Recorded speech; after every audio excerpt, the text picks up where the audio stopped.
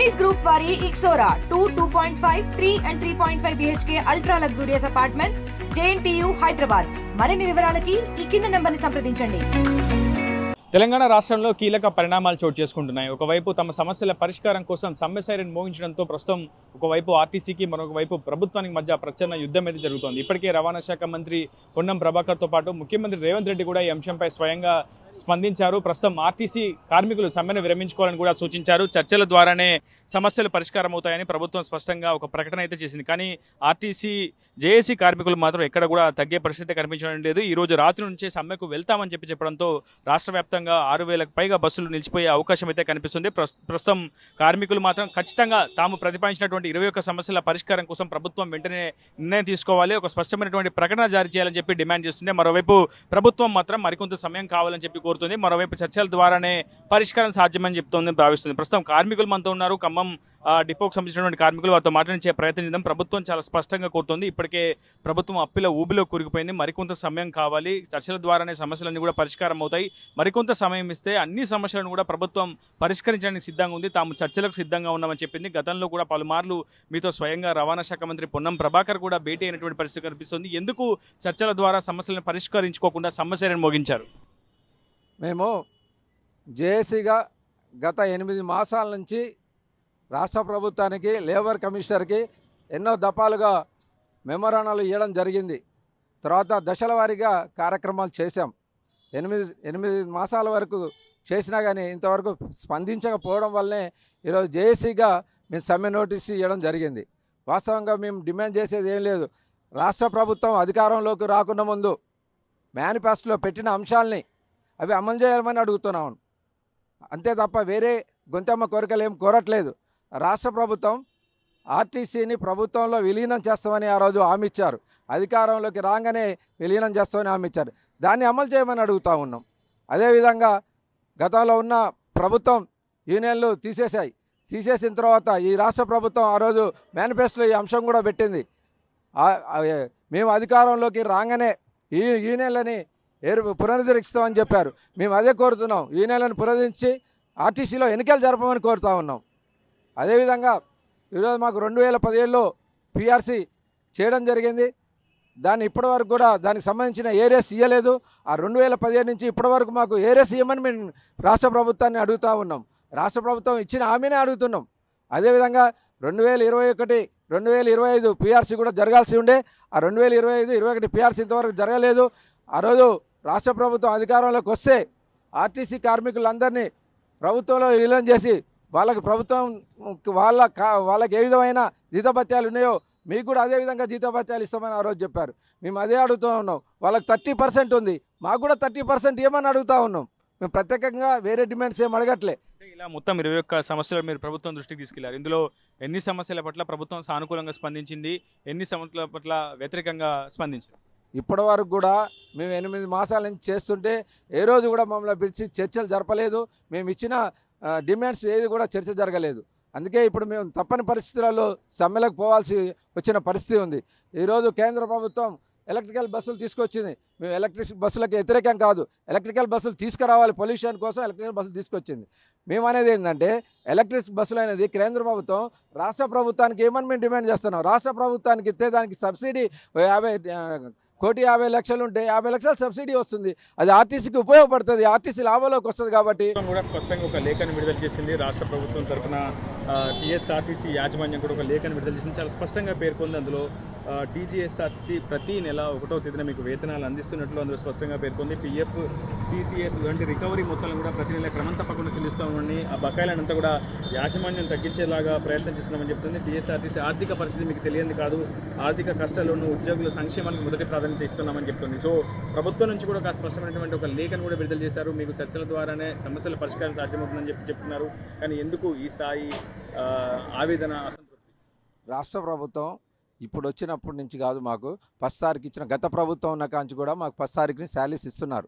మేము అదే రకంగా తీసుకుంటూనే ఉన్నాం. ఏదో ఈ ప్రభుత్వం వచ్చి మాకు ఏదో 10 తారీఖు ఇస్తున్నట్టు కాదు. గత ప్రభుత్వమే ఇచ్చింది 10 తారీఖు నుంచి. మేము ప్రతిసారికి ఇచ్చింది. అంతే తప్ప ఇవన్నీ తప్పించుకోవడానికి ఇవన్నీ వాళ్ళు శేషపత్రం విడుదల చేస్తున్నారు. ఇప్పటికైనా ప్రభుత్వం మా నాయకుల్ని పిలిచి ఈరోజు చర్చలు పిలిచారు. ఆ చర్చ సఫలీకృతం అయితే మాకు కూడా సమ్మె చేయాలని ఏం లేదు. మాకు అన్నం పెట్టే సంస్థ ఆర్టీసీ, మేము కూడా దాన్ని కాపాడుకోవాలని ఆ ఉద్దేశంతో ఉన్నాం తప్ప దాన్ని నష్టపరచాలని అయితే కోశాన లేదు. అందుకే ఇప్పటికైనా సానుకూలంగా మేము పెట్టిన డిమాండ్స్లలో కొన్ని డిమాండ్స్ అయినా పరిష్కరిస్తే మేము వెంబడే సమ్మెను విరమించుకోవడానికి మేము సిద్ధంగా ఉన్నాం. లేని పక్షంలో రేపు 7వ తారీఖు పొద్దున మొదటి బస్సు నుంచి మొత్తం బస్సులు ఆపజేయడానికి మేము పూనుకుంటామని తెలియజేస్తా ఉన్నాం. అదేవిధంగా అన్ని ఇతర సంఘాలకు కూడా మేము అప్పీల్ చేస్తూ ఉన్నాం. జేఏసీగా మీకు కార్మిక సమస్యలు ఉంటే కార్మికులందరూ యూనియన్లు పక్క పెట్టి కార్మికులందరూ ఈ సమ్మెలో పాల్గొనాలని కార్మికుల్ని మేము జేఏసీగా కోరుతా ఉన్నాం. మీరు చెప్పండి అన్న, ఆర్టీసీ జేఏసీ ఏమో స్పష్టంగా సమ్మె సైరన్ మోగిస్తాం, సమస్యల పరిష్కారం వైపు ప్రభుత్వం సానుకూలంగా స్పందించిన ఎంతకైనా వెళ్తామని చెప్పి ఆర్టీసీ జేఏసీ కార్మిక సంఘం హెచ్చరిస్తుంది. మరోవైపు మీ సంఘాల్లో కొంత అనేకత కనిపిస్తుంది. టీఎంయూ నాయకుడు అశ్వత్థామ రెడ్డి ఏమో మా వర్గం కార్మికులు అందరూ కూడా రేపు విధులకు హాజరవుతారని స్పష్టమైనటువంటి ఒక ప్రకటన కూడా విడుదల చేశారు. అంటే ఆర్టీసీ కార్మిక సంఘాల మధ్య ఐక్యత లేదా ఇంకా అదే విధంగా కొనసాగుతుందా మీ మధ్య అనైక్యత? అది కార్మికుల మధ్య అయితే ఐక్యత ఉంది, సంఘ నాయకుల మధ్య కొంత ఐక్యత లోపించింది, కానీ కార్మికుల మధ్య ఐక్యతలో ఏం లోపించలేదు. మేము ఈ సందర్భంగా కార్మిక నాయకులు తెలియజేసేది ఏంటంటే, ఆర్టీసీలో సమస్యలు ఉన్నాయా లేవా, ఈ సమస్య దీర్ఘకాలికమైనవా తాత్కాలికమైనవా, లేకపోతే ఈ మధ్యకాలం ఉద్భవించినవా కాదు.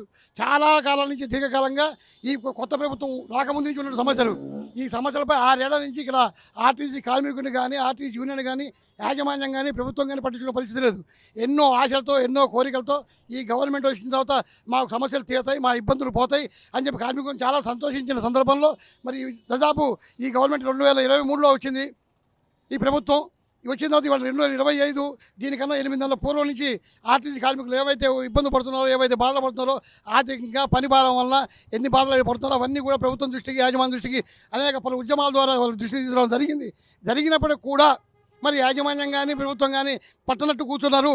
చివరికి ఈ సమ్మెకి వెళ్ళడానికి కనీసం లేబర్ డిపార్ట్మెంట్ దగ్గర కన్సిలేషన్ కూడా ఇన్వైట్ చేయకుండా, కన్సిలేషన్ కంప్లీట్ చేయకుండా మరి కార్మికుడు ఏం అడుగుతున్నాడు, కార్మిక నాయకత్వం ఏం చెప్తోంది, మీరు ఏం చేయగలరు, మీరు ఏం చేయలేరు, ఏది ఎప్పటిలోపు చేస్తారు, ఏది ఎప్పటిలోపు చేయగలుగుతారు, ఎటువంటి నెగోషియేషన్స్ జరపకుండా ప్రజాస్వామ్య విధానాలను కూడా విధానాన్ని పక్కన పెట్టేసి తీరా సమ్మెలోకి వెళ్ళేటువంటి మూమెంట్లో ఈ లేఖలు ఈకలు సృష్టించి ఇందులో ఉన్నట్టు కొంత నాయకత్వం లోపల కొన్ని వ్యక్తులు దగ్గర చేసుకొని వారి ద్వారా ఈ సమ్మెను విచ్ఛిన్నం చేసే ప్రయత్నం చేస్తున్నారు. వాళ్ళకి కానీ దానికి సంబంధించిన నమ్మకం ఉన్నటువంటి కార్మిక వర్గానికి కానీ ఈ వేదిక మేము చెప్తున్నది ఏంటంటే, దయచేసి ఆలోచించండి. కార్మిక వర్గం సమస్యల్లో, ఇబ్బందుల్లో, బాధల్లో ఉన్నదా లేదా? మరి ఉంటే కనుక దయచేసి సమ్మెకు మద్దతు చేయండి.